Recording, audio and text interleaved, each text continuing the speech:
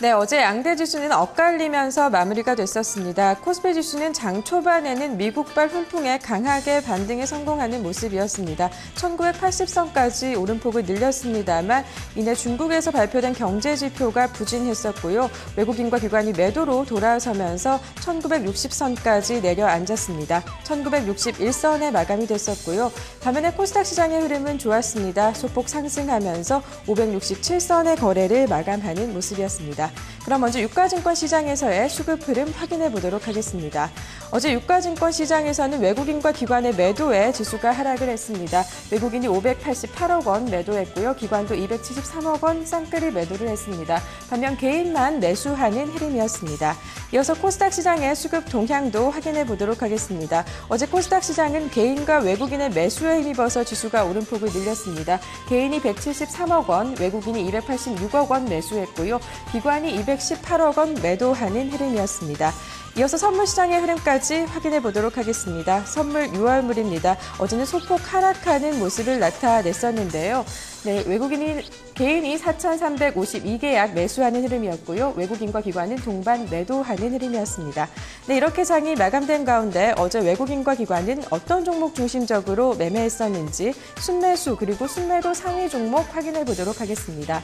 네, 먼저 외국인의 순매수 상위 종목입니다. 1위는 삼성전자 우선주, 2위는 삼성전기, 3위는 고려아연이 차지했습니다. 4위에는 셀트리온 그리고 5위에는 파트론이 이름을 올렸습니다. 이 삼성전기 같은 경우는 삼성전자의 갤럭시 S4 기대감에 스마트폰 판매량이 증가할 것이다라는 전망에 관련 부품주 동반 상승하고 있었는데요. 실적 개선 기대감이 반영이 됐습니다. 어제도 1.11% 오름폭 늘리면서 마감이 됐습니다. 이 고려아연 같은 경우도 5거래일째 상승 흐름 이어가고 있습니다. 최근 원자재 가격이 회복세를 보이면서 그 영향을 받았는데요. 어제는 0.88%대 오름폭 늘리면서 마무리가 됐습니다. 그럼 이어서 기관은 어떤 종목 중심적으로 매매했었는지 순매수 종목 살펴보겠습니다. 기관은 LG화학을 많이 샀습니다. 3위에는 SK이노베이션, 4위에는 현대건설, 그리고 KCC까지 이름을 올렸습니다. 어제 화학주가 동반 상승하는 흐름이었습니다. LG화학 같은 경우도 이 여파에서 반응을 하는 모습이었는데요. 이 화학주가 최근 유가 상승 등 외부 환경이 개선됐고 최근에 저가를 찍었다라는 소식이 전해지면서 이 인식이 반영돼서 상승하는 흐름을 보였습니다. 어제는 1.75% 오름폭을 늘리면서 마무리가 됐고요. KCC 같은 경우도 외국인 매수와 증권사의 호평에 영업이익이 증가할 것이다라는 소식에 5%대 강하게 오름폭을 늘렸습니다. 장중한 때는 신고가를 경신하기도 했습니다. 이어서 외국인과 기관의 순매도 상위 종목도 확인해 보도록 하겠습니다. 외국인이 많이 팔았던 종목입니다. 1위는 SK하이닉스, 2위에는 하나금융지주가 이름을 올렸습니다. 3위에는 한국전력, 4위에는 LG전자, 그리고 5위에는 LG화학이 이름을 올렸는데요. SK하이닉스는 어제 외국인과 기관 동반 매도하면서 2.20% 하락했습니다.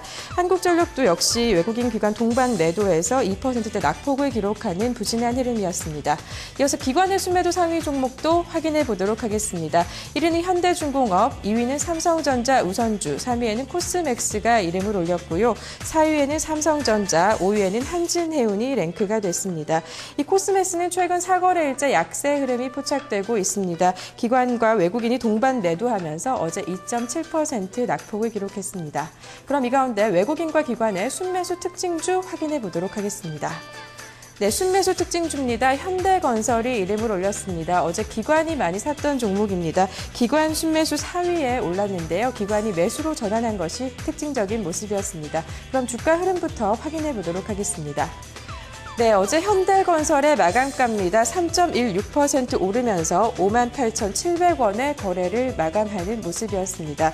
최근 건설주가 부진했었는데요. 어제는 동반 반등이 성공하는 모습이었습니다. 상승하는 흐름이었는데요. 부동산 경기가 회복될 것이다라는 기대감이 반영이 됐습니다. 이 4일 부동산 대책 후에 전국의 주택 거래량이 증가세로 돌아섰다는 소식이 호재로 작용이 됐었는데요. 이 국토교통부에 따르면 이 4월 전국의 주택 거래 신고 물량이 전달보다 8.6% 증가했다고 전했습니다. 특히 서울 강남 3구의 경우에는 70%대 물량이 증가했다라는 호재가 들어와 있었는데요. 이 같은 호재에 건설주가 어제 동반 상승하는 흐름 포착됐습니다. 이어서 외국인과 기관의 순매도 특징주도 살펴보도록 하겠습니다. 네, 순매도 특징주입니다. 삼성전자가 이름을 올렸습니다. 어제 기관이 많이 팔았던 종목입니다. 기관의 순매도 4위를 차지했던 종목인데요. 주가 흐름부터 확인해 보도록 하겠습니다. 네, 삼성전자의 어제 마감가를 확인해 보도록 하겠습니다. 최근 약세를 보이고 있습니다. 4거래일 만에 약세로 전환을 하는 모습이었는데요. 1.37% 내리면서 151만 4천 원에 거래를 마감하는 모습이었습니다. 이 삼성전자가 이 4거래일 만에 약세로 전환을 한 거고요. 어제는 전차주가 동반 약세를 보이는 모습이 특징적이었습니다. 이 대만 IT 전문지 디지타임즈에서 좀 악재가 나왔습니다. 애플이 아이폰 6부터는 삼성전자의 칩을 쓰지 않겠다. 라는 소식이 나오면서 좀 하락하는 모습을 보였었는데요. 그간 AF 칩을 삼성전자가 애플에 독점 공급해 왔다라는 소식까지 전해졌습니다. 하지만 증권가에서는 2분기 실적이 개선될 것이다라는 전망 여전히 긍정적으로 내놓고 있습니다. 지금까지 어제 마감한 국내 시장의 수급 흐름 살펴봤습니다.